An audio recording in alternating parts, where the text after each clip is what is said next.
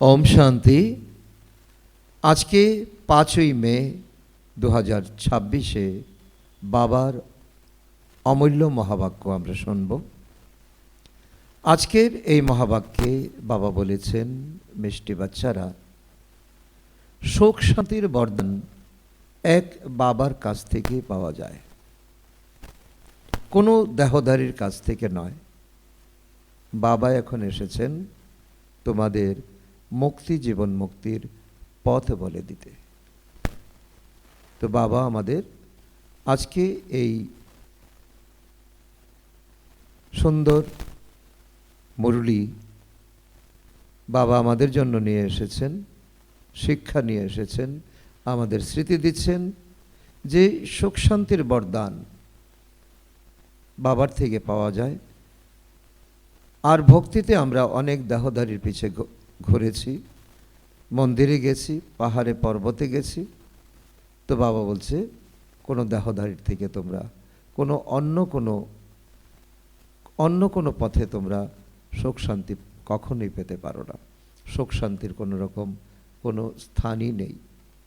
আর এখন যখন এসেছেন বাবা তোমাদেরকে শিক্ষা দিচ্ছেন, আর এই শিক্ষায় শিক্ষিত হয়ে তোমরা মুক্তি এবং জীবন মুক্তি পাবে। আজকের মুরলি থেকে প্রশ্ন, বাবার সাথে যাওয়ার এবং সত্যযুগের আদিতে আসার পুরুষার্থ কী? অত্যন্ত গুরুত্বপূর্ণ টপিক বাবা আজকে তুলে ধরেছেন। বাবার সাথে যাওয়া আর সত্যযুগের আদিতে আসার পুরুষার্থ কী? উত্তর, বাবার সঙ্গে যেতে হলে সম্পূর্ণ পবিত্র হতে হবে। সত্যযুগের আদিতে আসতে হলে অন্য সঙ্গের সঙ্গে বুদ্ধিযোগ ছিন্ন করে এক বাবার স্মরণে থাকতে হবে। অবশ্যই আত্ম অভিমানী হতে হবে। এক বাবার মতে চললে উচ্চ পদের অধিকারী হতে পারবে। কারণ বাবা আমাদের কোনো কঠিন উপদেশ দিচ্ছেন না, যেটা আমাদের অরিজিনাল। আমরা শান্ত স্বরূপ আত্মা, আমরা পবিত্র আত্মা, ওই স্থিতিতে আমাদের স্থিত হতে হবে। আর এই দুনিয়াতে আমরা পাঠ করতে এসে আমরা মোহ মায়ায় জড়িয়ে গেছি। এই মোহ মায়া থেকে নিজেকে সরিয়ে আনতে হবে। আর এতে আমাদের আত্ম অভিমানী স্থিতি করতে হবে, এক বাবা, দ্বিতীয় কেউ নয়। তবেই আমরা উচ্চ পদের অধিকারী হতে পারবো, বাবার সঙ্গে যেতে পারবো, সত্যযুগের আদিতে আসতে পারবো। আজকের মুরলি থেকে গীত, নয়নহীনকে পথ দেখাও প্রভু। ওম শান্তি। এই গান কে গেয়েছে? বাচ্চারা। কেননা বাবা তো একজনই, তাকে রচয়িতা বলা হয়। রচনা তার রচয়িতাকে ডাকতে থাকে, হে প্রভু। কারণ পরিচয় নেই, জানে না, চেনে না, তারপরও হাত ওপর করে ডাকতে থাকে, হে প্রভু নয়নহীনকে রাস্তা দেখাও। তো কোন নয়ন আমাদের নেই? চর্মচক্ষু তো আমাদের আছে, কিন্তু কি নেত্র আমাদের নেই, যার কারণে আমরা দুঃখী হয়ে গেছি, আমরা ঈশ্বরকে ডাকছি। বাবা বুঝিয়েছেন ভক্তি মার্গে তো তোমাদের দুইজন বাবা, এক লৌকিক, দ্বিতীয় হলো পারলৌকিক। সকল আত্মাদের বাবা একজনই। বাবা এক হওয়ার কারণে সকল আত্মা নিজেদের ভাই ভাই বলে পরিচয় দেয়। ওরা বাবাকে ডাকে, ও গডফাদার, ও পতিত পাবন, দয়া করো, রহম করো। ভক্তের রক্ষক এক ভগবানই, তাই না?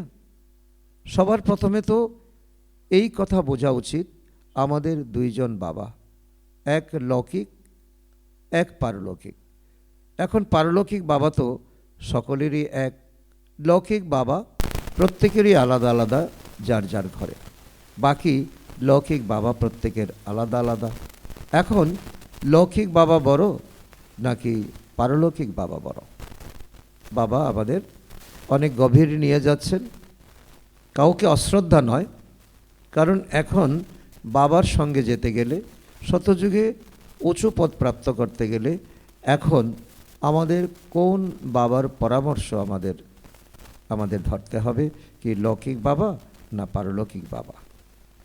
লৌকিক বাবা তো কখনই ভগবান বা পরমপিতা হতে পারেন না, তাকে বলবেও না। আত্মার বাবা হলেন এক পরমপিতা পরমাত্মা। আত্মা নামের কখনোই কোনো পরিবর্তন হয় না।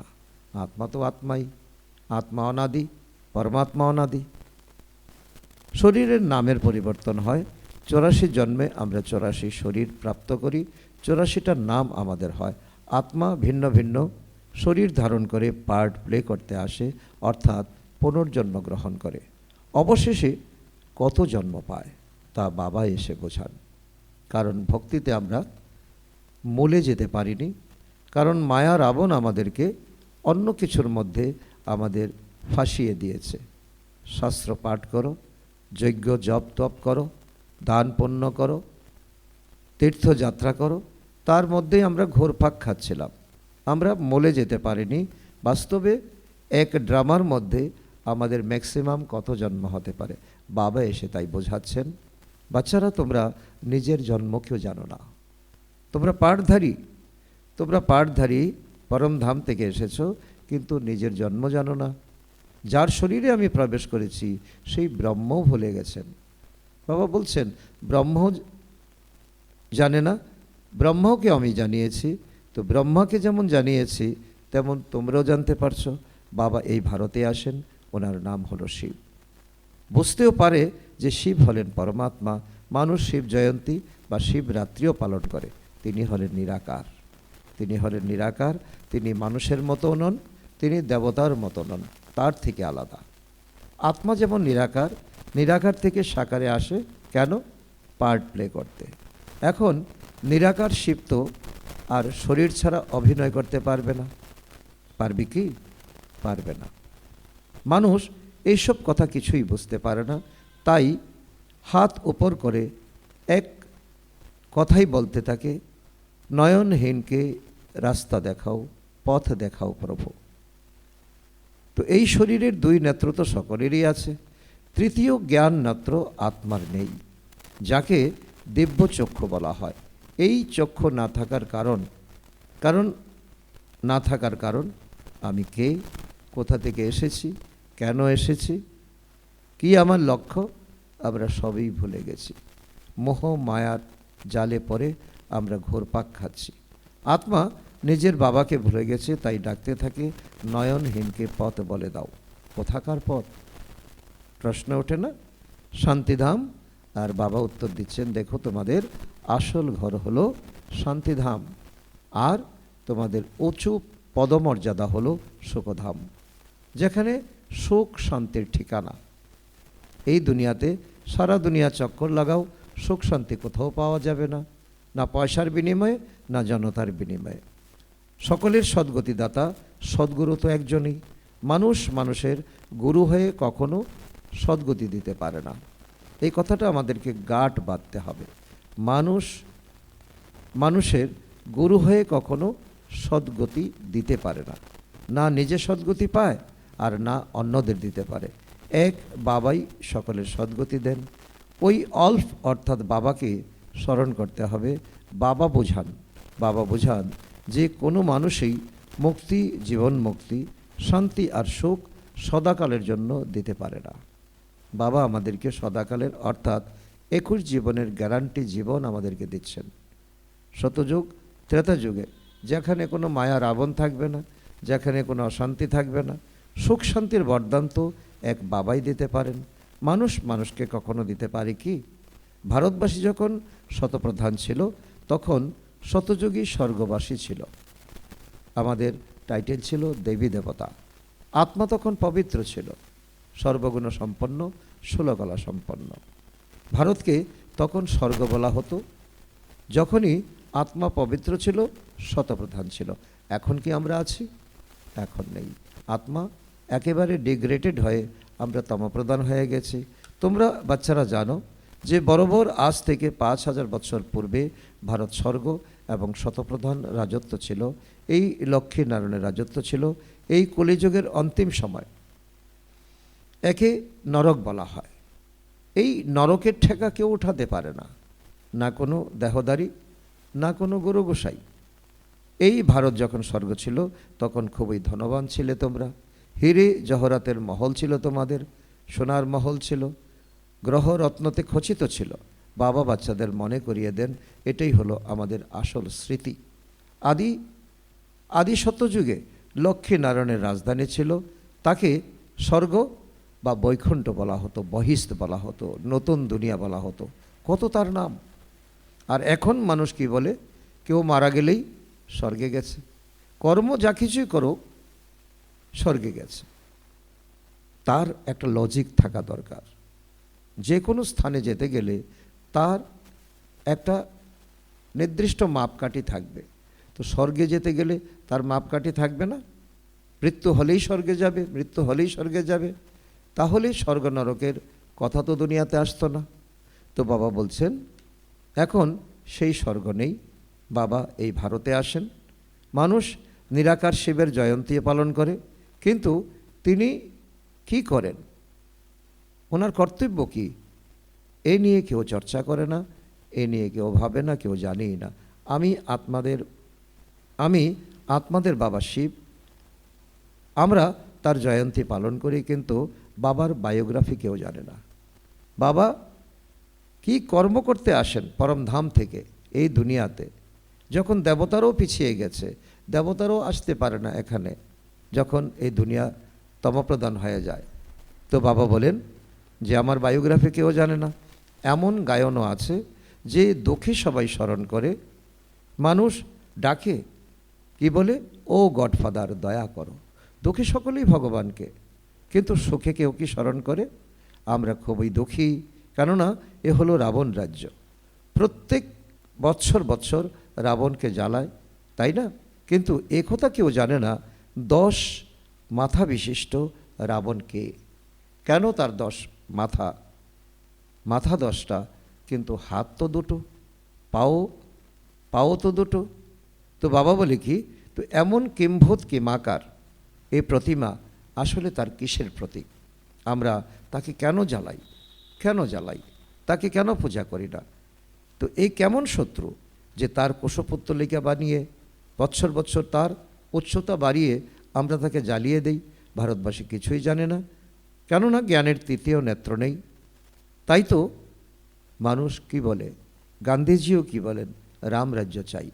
স্ত্রীর মধ্যে 5 বিকার আর পুরুষের মধ্যে 5 বিকার, এই হলো 10 মাথা। তাই এদের রাবণ সম্প্রদায় বলা হয়। এই 5 বিকার রাবণই অনেক বড় শত্রু, যার কোষপত্তলিকা বানিয়ে আমরা জ্বালাই। ভারতবাসীরা জানতে পারে না যে রাবণকে কাকে জ্বালানো হয়। এই রাবণ রাজ্য কবে থেকে শুরু হয়েছে এ কি কেউ জানে? বাবা বুঝান যে রামরাজ্য ছিল শতযুগে, ত্রেতা যুগে, সেটা ছিল দিন। আর রাবণ রাজ্য দাপর কলিযুগ, সেটা হলো রাত্রি। শতযুগে এই লক্ষ্মীনারায়ণের রাজ্য ছিল। এরা এই রাজ্য কোথা থেকে এবং কিভাবে পেয়েছিল এই কথা কেউ জানে না। তাদের মধ্যে কি বিশেষতা ছিল, কি তারা তেমন ত্যাগ করেছিল, কি তপস্যা করেছিল, কি পড়াশোনা করেছিল। তো এই হলো বোঝার মতো কথা। কারণ নিজের জীবনের লক্ষ্য টাকা পয়সা রোজগার করা নয়, বড় ঘরবাড়ি বানানো নয়, ধন সম্পদ একত্রিত করার নয়। তো বাবা বলছে এতে মনোযোগ দিতে হবে। বাবা হলেন অতি প্রিয়, তাই তো তাকে ভক্তিমার্গে ডাকতে থাকে। ভারতে যখন এই লক্ষ্মীনারায়ণের রাজত্ব ছিল তখন দুঃখের কোনো নাম নিশান ছিল না, এখন হলো দুঃখধাম। এখানে এখন কত ধর্ম। শতযুগে কি থাকে? এক ধর্ম, এক ভাষা, এক রাজ্য। বাবা তার প্রত্যেকটি কথা আমাদেরকে একদম বাবা শিক্ষাস্বরূপ, স্মৃতিস্বরূপ আমাদেরকে দিচ্ছেন। তো এত সব আত্মা কোথায় চলে যাবে? এও তো একটা কমন প্রশ্ন, কেউ জানে না, কারণ সকলে নয়নহীন। কারণ জ্ঞানের তৃতীয় নেত্র কারো নেই। শাস্ত্র থেকে জ্ঞানের তৃতীয় নেত্র কেউ পেতে পারে না, গুরু গোসাই ধরে কেউ পেতে পারে না। জ্ঞান নেত্র, জ্ঞানের সাগর পরমপিতা পরমাত্মাই প্রদান করেন। আত্মা তখন তৃতীয় নেত্র পায়। তখন সে নিজের জীবনকে মূল্যায়ন করতে পারে, নিজের জীবনের লক্ষ্য সে স্থির করতে পারে। আত্মা ভুলেই গেছে যে সে কত জন্ম নিয়েছে। শতযুগে যে দেবী দেবতার রাজ্য ছিল, তো সেসব কোথায় গেল? তো এমন গায়নও আছে যে মানুষ 84 জন্ম গ্রহণ করে, 84 চক্র বলা হয়, কিন্তু কোন আত্মা 84 জন্ম গ্রহণ করে তারও তো একটা বিশেষতা থাকবে, তারও তো একটা মাপকাঠি থাকবে। সকলেই 84 জন্ম গ্রহণ করবে সেটা কখনো হতে পারে না। যারা প্রথমে ভারতে এসেছিল তারাই ছিল দেবী দেবতা, অর্থাৎ প্রথমে 111 অর্থাৎ শতযুগের শুরুতে যার এন্ট্রি হয়েছে, তো তারাই দেবী দেবতা, প্রথম দেবী দেবতা। এরাই আবার 84 জন্ম ভোগ করে অন্তিমে পতিত হয়ে যায়। যেমন বাবা নাম্বার 1 বলছেন ব্রহ্মা এবং সরস্বতীকে। তো এমন গেয়ে থাকে বাচ্চারা, হে পতিত পাবন, তাহলে সিদ্ধ করে যে আমরা পতিত, তাই আমরা ডাকতে থাকি, হে পতিত পাবন তুমি এসো, আমাদেরকে পবিত্র দুনিয়ায় নিয়ে চলো, সুখের দুনিয়ায় নিয়ে চলো। যে নিজেই পতিত সে কিভাবে অন্যদের পবিত্র বানাবে? তো এখানেই আমাদের যুক্তি দাঁড়া করানো উচিত যে এখন দুনিয়ার সকল মানুষই পতিত, সুতরাং আমি কোনো দেহধারীকে যে নির্বাচন করব, তো তিনি নিজেই ওনাকে তিনি সদ্গতিতে নিয়ে যেতে পারবেন না, তো অন্য কাউর দায়িত্ব তিনি কি করে নেবেন? সেই জন্য বাবা বলে অর্ধেক কল্পের ভক্তি মার্গে রাবণ রাজ্য 5 বিকার থাকার কারণে ভারত এত দুঃখ পেয়েছে। 84 জন্ম তো নেই, তোমরাই নিয়েছো 84 জন্ম, তার হিসাবও বোঝা উচিত। তারও একটা হিসাব আছে, তারও একটা লজিক আছে। সর্বপ্রথম শতযুগে থাকে শতপ্রধান, তারপর ত্রেতাতে থাকে শত, কারণ আত্মায় কিছু কিছু খাদ জমা হয়। বাবা এই ভারতেই আসেন, শিব জয়ন্তীও আছে, তোমরাই পালন করো। আর সমস্ত আত্মা তো গর্ভে জন্ম নেয়। শিব জয়ন্তী মানে শিব পরমাত্মা অবতরণ করেন গর্ভে, তিনি পদার্পণ করেন না। আর বাকি সকল আত্মা, কোটি কোটি আত্মা, তোমরা গর্ভে জন্মগ্রহণ করো।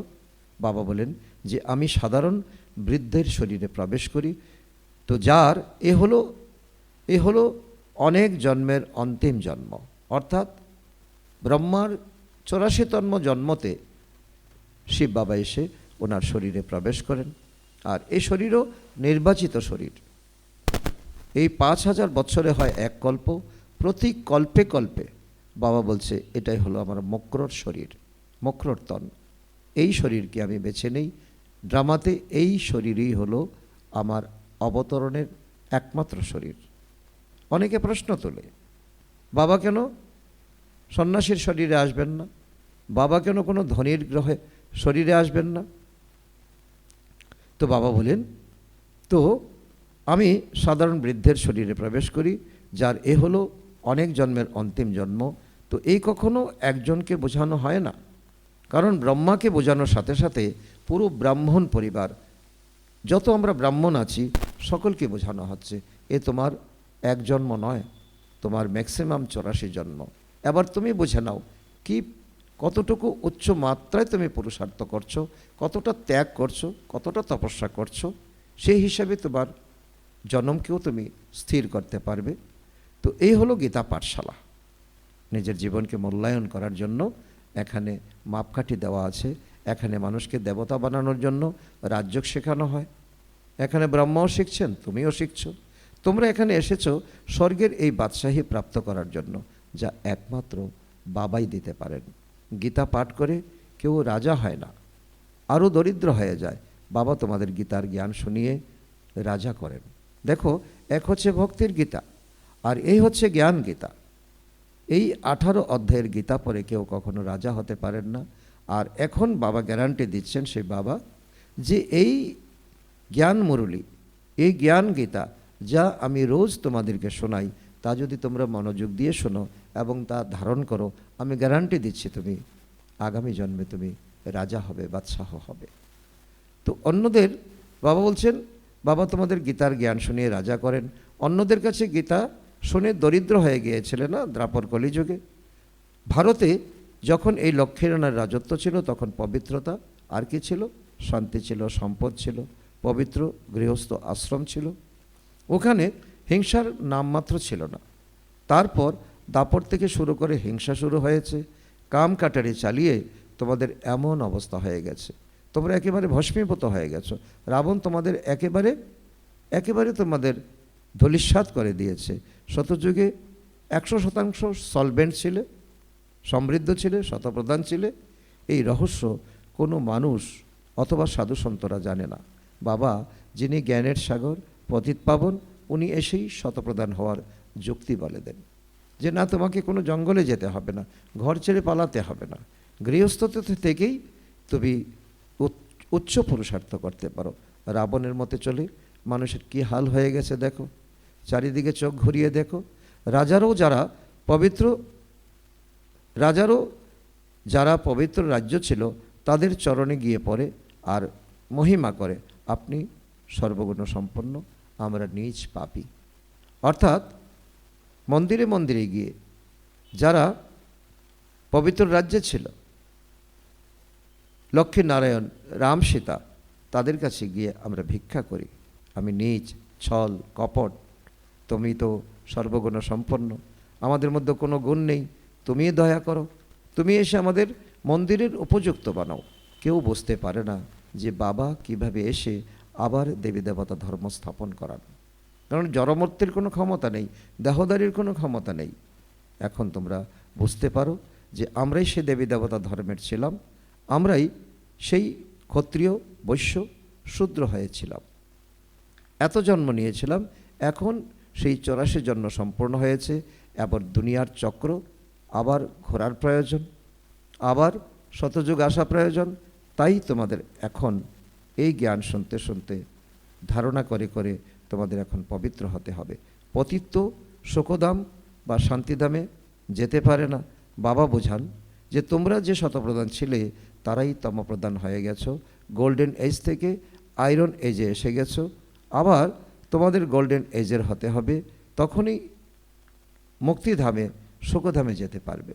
ভারত শোকধাম ছিল, এখন তা দুঃখধাম। গানও শুনেছ, আমার মতো নয়নহীনকে পথ বলে দাও, আমি আমার শান্তিধামে কিভাবে যাব? ওরা তো বলে দেয় পরমাত্মা তো সর্বব্যাপী, অমুক অবতার, পরশুরাম অবতার। এখন বাবা পরশুরাম হয়ে কাউকে মারবেন কি? তো এ হতে পারে না। বাবা বোঝান তোমরা এই চক্রে কিভাবে 84 জন্ম নিয়েছ। এখন আমি অল্ফ অর্থাৎ আল্লাহকে অর্থাৎ বাবাকে স্মরণ করো। হে আত্মারা, তোমরা দেহ অভিমানী হও। বাবা কত আমাদেরকে ভালোভাবে নম্র হয়ে বাবা আমাদেরকে বোঝাচ্ছেন, হে আত্মারা, তোমরা এখন দেহি অভিমানী হও। দেহ অভিমান তো হয়ে তোমরা এতদিন দিনাতিপাত করেছো, কি হয়েছে তোমাদের হাল? দেহ অভিমান হয়ে তোমরা সম্পূর্ণ দুঃখী, কাঙ্গাল, নরকবাসী হয়ে গেছো। যদি স্বর্গবাসী হতে হয় তাহলে অবশ্যই আত্ম অভিমানী হতে হবে।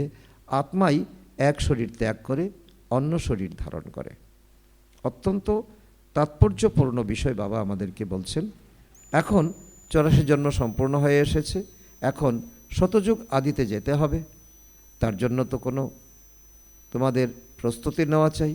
এখন তোমরা আমাকে স্মরণ করো আর অন্যদের সঙ্গে বুদ্ধিযোগ ছিন্ন করো।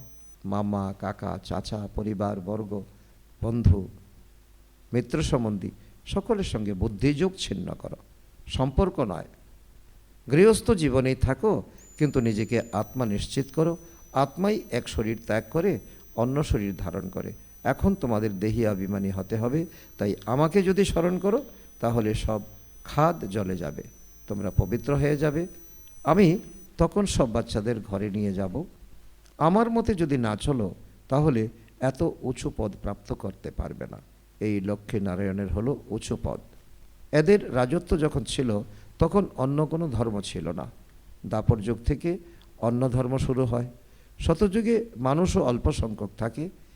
এখন তো অনেক ধর্ম হওয়ার কারণে মানুষ কত দুঃখী হয়ে গেছে।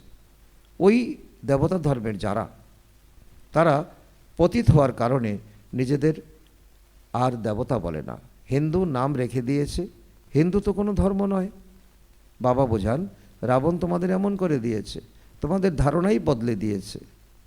যা তোমাদের ধর্ম নয় সেটাই তোমাদেরকে টাইটেল দিয়ে এসেছে।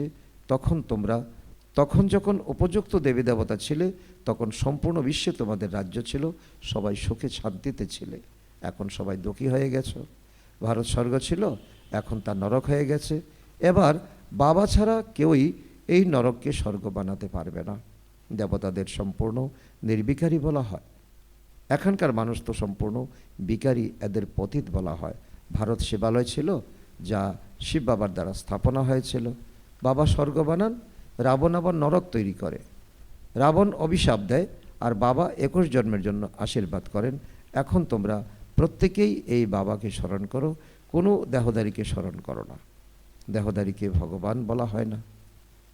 এই কথায় বাবা বলছে, এই কথায় মনোযোগ দিতে হবে তোমাদের। দেহধারী ভগবান নয়। আর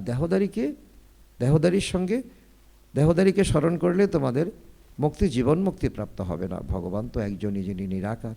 বাবা তো অসীম জগতের উত্তরাধিকার প্রদান করেন। তারপর রাবণ তোমাদের কি করে? অভিশপ্ত করে। এই সময় ভারত অভিশপ্ত, খুব দুঃখী। এখন এই রাবণকে, এই মায়াকে, এই বিকারকে জয় করতে হবে। তো এই জন্য গায়নও আছে, দান করলে গ্রহণের দোষ কেটে যায়। ওই গ্রহণ যা হয় তা তো পৃথিবীর উপর প্রতিচ্ছায়া। এখন বাবা বলছেন, তোমাদের উপর 5 বিকাররূপী রাবণের গ্রহণ লেগে আছে। এই রাবণের ছায়া তোমাদের উপর পড়েছে, আর যা হলো 5 বিকার প্রকট হয়ে গেছে। এই 5 বিকারকে দান করে দিতে হবে, তবেই তোমাদের এই রাহুর দশা গ্রহণ কেটে যাবে, তোমাদের বৃহস্পতির দশা শুরু হবে। প্রথম তো এই দান করো যে আমরা কখনো বিকারে যাব না। এই কাম কাটারি মানুষকে পতিত করে। আচ্ছা, মিষ্টি বৃষ্টি হারানিধি বাচ্চাদের প্রতি মাতা পিতা বাপ দাদার স্মরণের স্নেহসমন আর সুপ্রভাত। আত্মাদের পিতা তার আত্মারূপী বাচ্চাদের জানাচ্ছেন নমস্কার। আমরা আত্মারূপী সন্তানরা আমাদের মাতা পিতা বাপ দাদাকে জানাই স্মরণের স্নেহসমন, সুপ্রভাত ও নমস্কার। ধন্যবাদ বাবা, ধন্যবাদ। আজকের মুরলী থেকে ধারণার জন্য মুখ্য সার 1 নম্বর, বাবা যে জ্ঞান প্রদান করেন তা সম্পূর্ণ মনোযোগ সহকারে পড়তে হবে। জ্ঞানের 3য় নেত্রের সাহায্যে নিজের 84 জন্মকে জেনে এখন এই অন্তিম জন্মে পবিত্র হতে হবে। নাম্বার 2, রাবণের অভিশাপ থেকে রক্ষা পাওয়ার জন্য এক বাবার স্মরণে থাকতে হবে, 5 বিকারের দান করতে হবে, এক বাবার মতেই চলতে হবে। আজকে বাপ দাদার মধুর বরদান আমাদের বাচ্চাদের প্রতি। মুকুট আর তিলক ধারণ করে বাপ দাদার সহায়ক হয়ে হৃদয়ে সিংহাসনধারী ভব। যখন কেউ সিংহাসনের উপর বসে তখন তার নিদর্শন হলো মুকুট আর তিলক। এইরকম যারা হৃদয়ে সিংহাসনধারী হয় তাদের ললাটে সর্বদা অবিনাশী আত্মার স্থিতির তিলক দূর থেকেই ঝলমল করতে দেখা যায়। সকল আত্মাদের কল্যাণের শুভভাবনা তার নয়নের দ্বারা, মুখের দ্বারা দেখা যাবে। তার প্রত্যেক সংকল্প, বাণী আর কর্ম বাবার সমান হবে। আজকের স্লোগান, সরল স্মরণের জন্য সরলতার গুণ ধারণ করো, সংস্কারগুলিকে সরল বানাও। আজকের অব্যক্ত ইশারা, সদা অবিচল অনর একরস স্থিতির অনুভব করো। যাদের মধ্যে ড্রামার জ্ঞানের শক্তি প্র্যাকটিক্যাল জীবনে ধারণ আছে তারা কখনো দোলাচলে আসবে না, সদা একরস অবিচল অনর হবে। অন্যদেরকেও এরকম বানানোর বিশেষ শক্তি হলো এই ড্রামার পয়েন্ট। এরকম শক্তি ধারণকারী আত্মারা কখনো পরাজিত হবে না।